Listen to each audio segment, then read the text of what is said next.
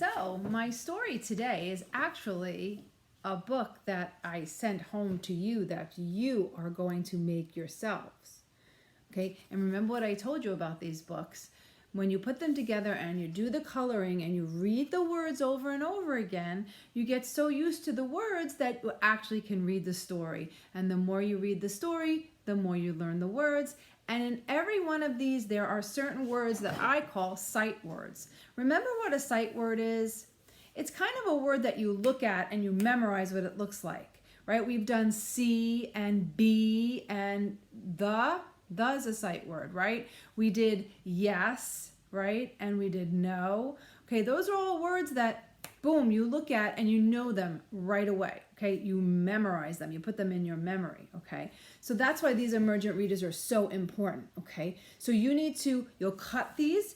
A grown-up will help you staple it, and then you will color. Okay, do you notice the primary colors I used on the cover of this book? I used red and blue, and the white I didn't have to because the page is white, right? Now, what do you see on the cover here before we even look at the title, right? I see these bursting in the sky going zip, zam, zoom.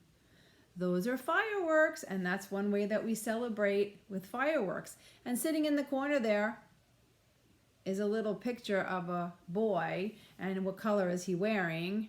Red, white, and blue. This book is a book about symbols. Remember we said what a symbol is? What is a symbol? Well, here's the hint. This symbol is a heart, and that stands for love.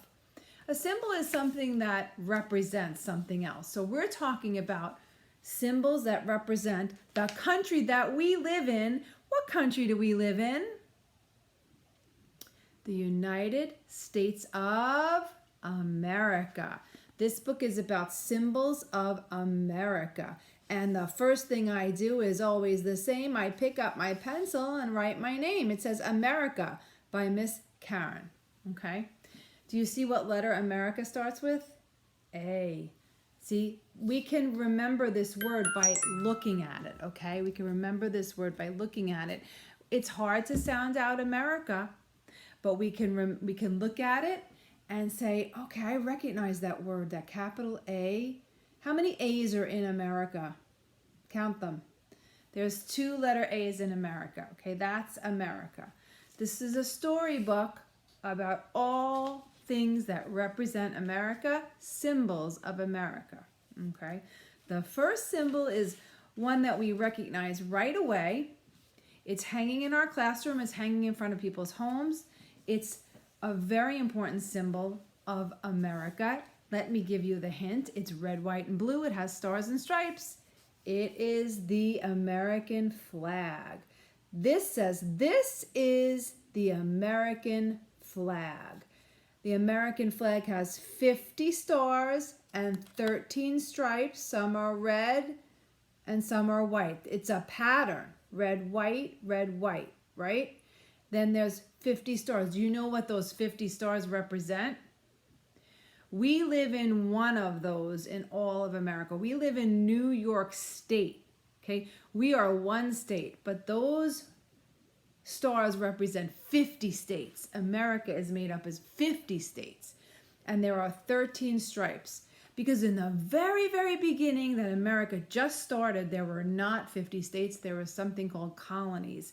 They were like little states, and there were only 13.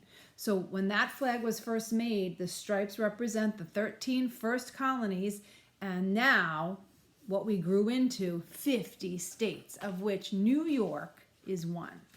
This is the American flag. That is one symbol for America.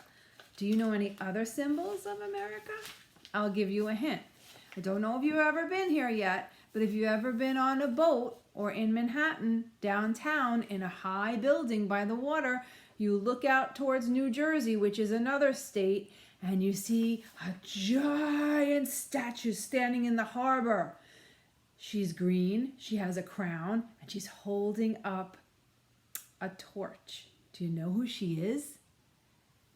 She's the Statue of Liberty. There she is. She's green. Okay. She represents liberty. Liberty means freedom. And she was a gift from a different country. France brought her over.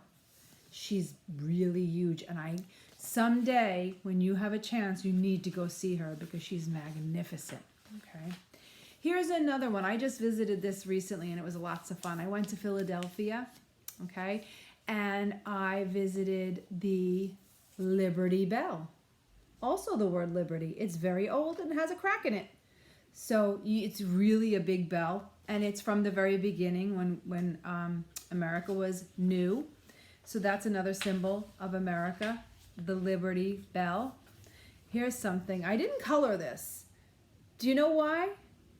This building is white. It's like the White House is white. But this is called the Capitol Building. The Capitol Building is in Washington, D.C., and it's where all the meetings happen. It's where all the big people in our government, the president and the vice president, all those important people that lead our country, they have all their meetings in this building. And since it's white, I just left it because the page is white. Okay, this is an animal that is a representation of America.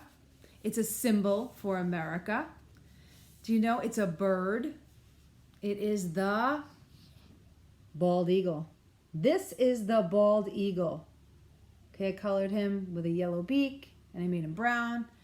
You know what's interesting? And I should have put this on your lesson. You can go and find the bald eagle cam, which is a camera set up on a bald eagle's nest. And it's the mommy bald eagle and her babies, chicks. The bald eagle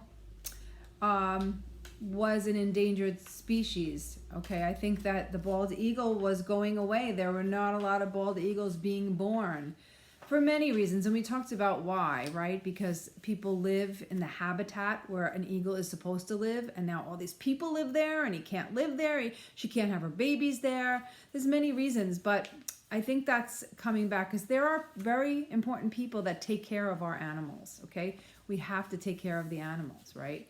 Okay, we learned about this president on President's Day. He wears that stovepipe hat, that really tall hat. He's really tall. That's Abraham Lincoln. That's number 16. 16th President Abraham Lincoln, right? What did he do? He helped make everybody free and equal, right? We learned all about that. Here's another president. He looks kind of goofy in this picture, but he's not goofy. This is George Washington. What number was he? He was number 1. He was the first. He was a great, great general and a very brave man, very smart man. So he was made the first president of the United States. He was number 1. And then the last person in our book is someone who has made that flag. She was the first person to put that flag together, to put those stars and stripes together, and her name was Betsy Ross. Betsy Ross sewed the first flag. So those are some symbols of America that you will see in stories that you read. You might see them in person. You may have a flag. I hope you have a flag, especially for Memorial Day. There's something else interesting about this story is I found a sight word. Let's see. This is the American flag. This is the Statue of Liberty. This is the Liberty Bell.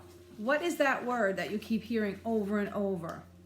Is, okay? I'm going to go ahead and take my marker and I'm going to go underneath and underline every time I see it in the book. Is.